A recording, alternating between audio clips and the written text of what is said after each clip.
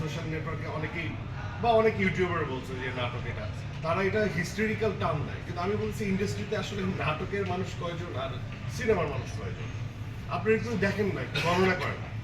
আপনাদের সাথে বসে যদি আপনারা একটা সাবধান করেন যে লাস্ট যেসব সিনেমা ওয়ার্ক করছে সেসব ডিরেক্টররা কোথেকে আসছে, হাউ দে নিজেদের কোথেকে আসছে। একজন হিমেল আশরাফ নাটক থেকে আসছে, একজন মেহেদি হাসান হৃদয় নাটক থেকে আসছে, একজন রাফি সে তো সিনেমার লোক, সে তো শর্ট ফিল্ম করে আসছে, তার মানে ওটাও একটা নাটকের পর্যায়ে বলা যায়।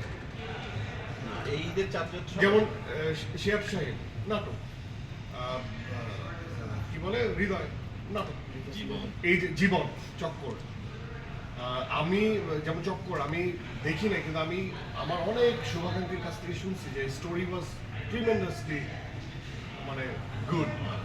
জীবনের মানে যে স্টোরি টেলিং করছে, ও যেভাবে পারফর্ম করে, ওর যে ইমেজ তার একদমই রিভার্স সে যখন নির্মাতা।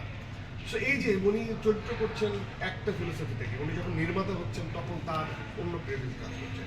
At the same time performer যদি হয়, একজন গাজী রাখায়ের, একজন ফজলুর রহমান বাবু, একজন মামুনুর রশিদ, তাদের সকলের ব্যাকগ্রাউন্ড মঞ্চ নাটক এবং নাটক। যখন এই কোশ্চেনটা রাইজ হয়, আমার কাছে মনে হয় যে আমাকে তো বলছে না, উনি তো ফরিদি ভাইকে অসম্মান করছে। একজন যদি বলে কেউ যে নাটক ওয়ার্ক করে না, তখন আমার মনে হয় উনি স্ট্রেট গোলাম মোস্তফাকে অসম্মান করছে। সো ব্যাপারটা হচ্ছে আপনারা সামনেও দেখবেন এই মিথটা, আমি চাই যে ইন্ডাস্ট্রি এই মিথটা ভেঙে দিবে। আজ থেকে 3 বছর পর বা 2 বছর পর কেউ এই কথাটা বলবে না যে পারফর্মারের কোনো পর্দা দরকার হয়, পারফর্মারের পর্দা নাই।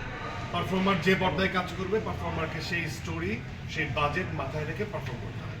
পৃথিবীর কোথাও এটা নাই যে উনি সিরিয়াল থেকে এসেছেন, উনি এইখান থেকে এসেছেন, এটা কোনো এই ধরনের কথা, যে এটা হচ্ছে নির্বুদ্ধিতা এবং মূর্খতা ছাড়া কিছু না।